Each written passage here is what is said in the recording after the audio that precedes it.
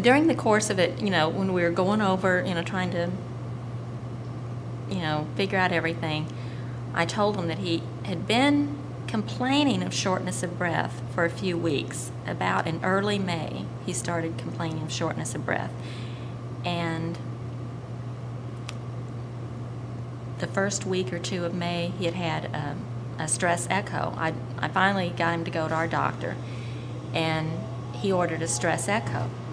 And early the next morning, the doctor called and said that they'd already gotten the toxicology back, which they weren't expecting that for a long time. They said it would take, a couple of days, which sounds kind of bad. And they said they'd gotten it back and they found methanol in his system. Apparently, your body doesn't metabolize methanol. Is what they were telling me, and then I read up on it. As soon as they told me that's what it was, I started reading up on it too on the internet. Your body can't metabolize methanol like it does ethanol. When it tries to, it breaks down into formaldehyde and maybe some other things, but the formaldehyde is what is really bad. So what they do is to try to, the same enzyme that in your body that works on the methanol is the same enzyme that breaks down ethanol, the kind of alcohol that you drink. So the treatment is to infuse ethanol intravenously, and then your body, instead of working on the methanol, it kind of leaves it alone and works on the ethanol. That gives them time to try to use dialysis and stuff to get the methanol out of your system. Well, they kept saying they weren't able to get his blood alcohol level up enough. And even though they were taking into consideration that he was a drinker, apparently drinkers, you can handle more alcohol. Your body works with it better. So they, gave him more than what they would have a non-drinker, but they said they didn't feel like they were able to get his blood alcohol level up enough. So they were doing the dialysis.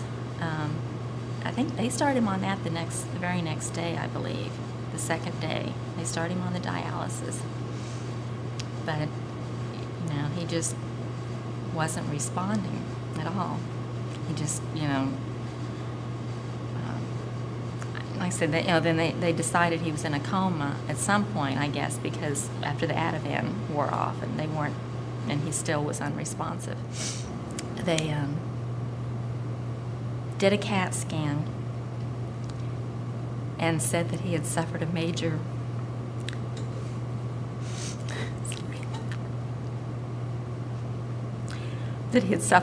brain bleed.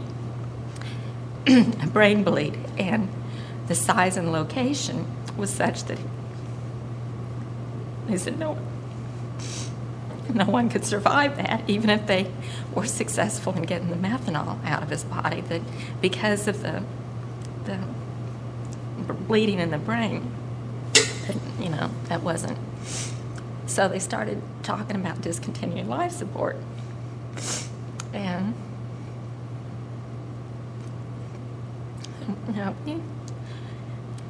we talked about it. That was on that Wednesday. And they kept assuring us that there was no way, even if they kept treating the methanol, that because of the brain damage, that there was nothing that could be done. So I wanted to wait until give it another day. Oh. Well, I was the one that called the police. That morning, that Wednesday morning, when Dr. Akers, he called me before I got there. It was before 7:30. I was getting Megan ready for school. He said, "We think this may have been a poisoning, an intentional poisoning, and you need to get the police involved." I'm like, how do I do that, So I said, okay. Even though that afternoon before, the decision about removing life support, I met the police. They asked me to come back to the house so they could look for possible sources. Specialists have looked at it now, said that the amount of diet drinks that he consumed would easily account for the levels of methanol that he had in his body. I think drinking the creatine just kind of must have pushed it over the edge, you know. Adulteration of a substance and first-degree murder. And the jury gave me 20 years on the adulteration and 30 on the murder, and the judge ran them concurrently. We're all human, you know, people are human, and people like to believe that 12 people on a jury found her guilty, so she must be guilty. No way, you know. I mean, I have argued that since day one, and I still do not understand what those people could have possibly heard in those testimonies. You read the transcript. What could they have heard that could possibly have convinced them that Diane Fleming could have killed her husband? I included Diane Fleming in my journey because chronic methanol toxicity from aspartame was not considered at all in her case. Instead, they chose to prosecute her for supposedly pouring a sealed bottle of blue windshield wiper fluid into Gatorade to poison her husband. While there is no way that I can definitively state the precise or exact cause of my own condition, I did drink 6 to 10 cans of diet soda per day for 20 years, and when my body told me to stop, I eventually got better. I can also state that I've spoken to healthcare professionals who agree with me that aspartame is a probable culprit. When I first embarked upon this journey, a part of me was expecting to return empty-handed. What I uncovered, however, was that the current measures of food safety are failing us. So what do we do today? We drove. and drove and drove. And now we're going to drive some more. What would you say to the makers and manufacturers of aspartame now, if you could? I think they owe me a fortune. They owe me an apology. But they owe me a fortune. I live on Social Security disability. I have nothing left. I'm very heavily in debt. I am trying very hard to start my own business, but that in itself takes money that I don't have. So I'm doing it bits and pieces as I can.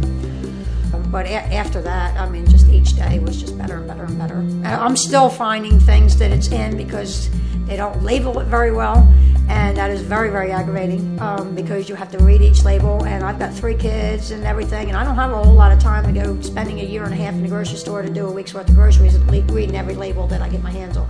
I've been into chat areas and talked to people with multiple sclerosis, and they're very, very hostile to people like me. So I don't tout it too much. All the while, I've learned that there is a very safe sweetener that's an alternative to sugar called stevia, S-T-E-V-I-A.